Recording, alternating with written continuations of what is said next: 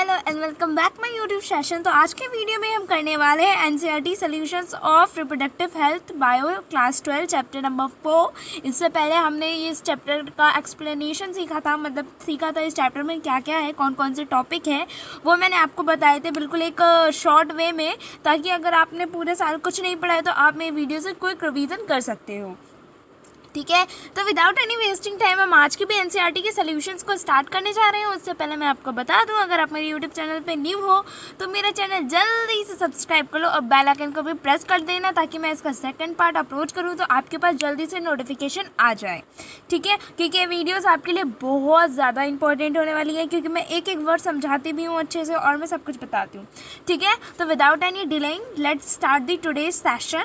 ठीक है, उससे पहले अगर आप मेरे साथ एंड तक बने रहना, क्योंकि मैं बीच बीच में बहुत ज़्यादा इंपॉर्टेंट क्वेश्चंस बता देती हूँ, टॉपिक से रिलेटेड हो जाता है, जो एमसीक्यूज़ हमारे जो न्यू पैटर्न है किस हिसाब से आएगा वो भी जो मुझे याद आता जाता है मैं आपको बताती जाती हूँ। तो बीच में स्किप मत करना, वरना आपका लॉस हो जाएगा। ठीक है, तो अब बातें कम करते हैं, हम अपने वीडियो को स्टार्ट करते हैं। तो हम स्टार्ट करने से पहले सबसे क्वेश्चन नंबर 1 पढ़ते हैं।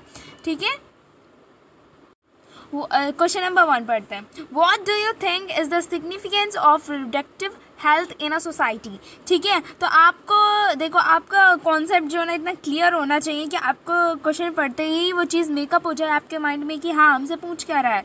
तो सबसे पहले मैंने अपने वीडियोस में बताया था कि रिप्रोडक्टिव हेल्थ क्या होती है, रिप्रोडक्टिव हेल्थ क्या होती है। इस टॉपिक को मैंने अपनी वीडियो में क्लियर कर दिया था बहुत अच्छे से।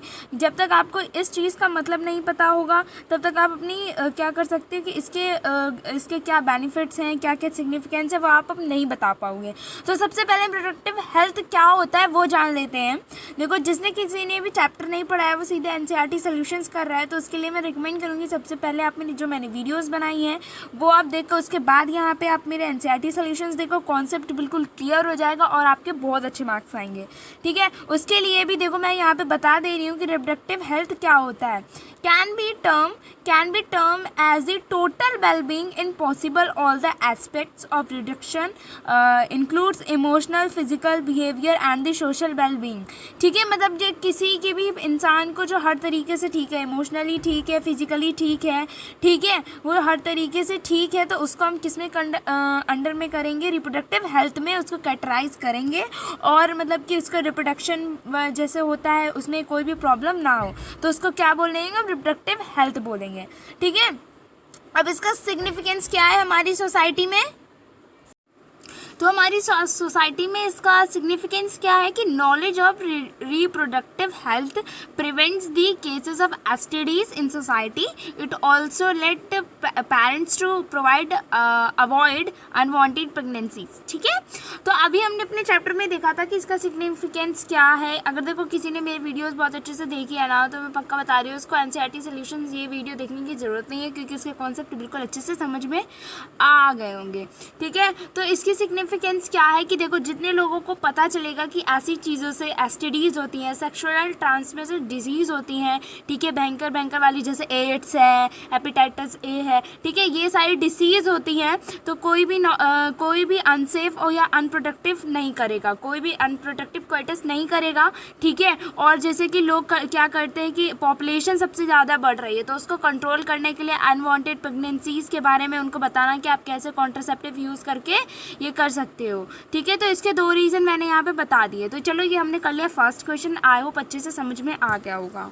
ठीक है, now second, suggest the aspects of reproductive health which need to be given special attention in the present scenario।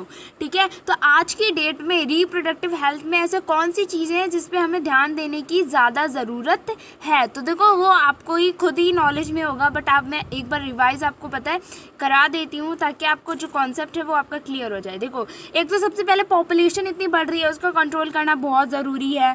ठीक है, तो अब देख लेते हैं क्या होता है। Awareness need to be created in reproductive and child health care and by proper vaccination and other health care।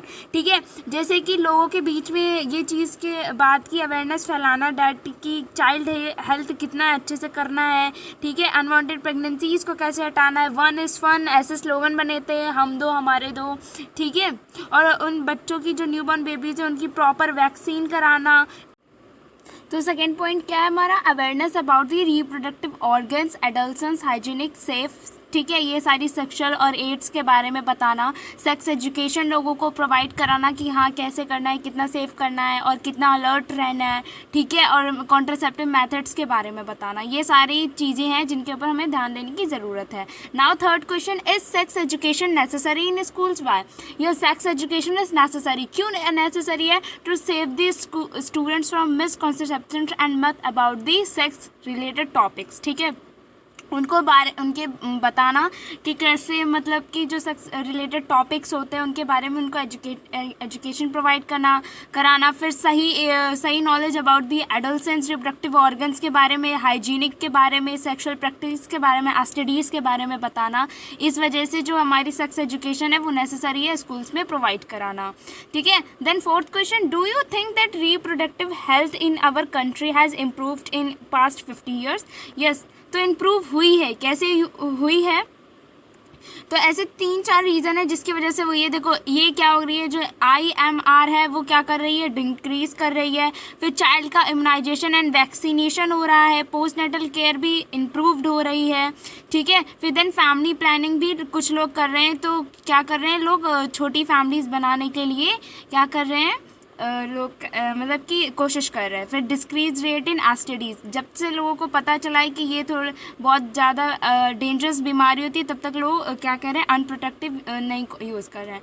Then what are the suggested reasons for population explosion, ठीक है। तो इसके 2 सजेस्टेड रीजंस हैं, increase in birth rate and decrease in death rate, ठीक है।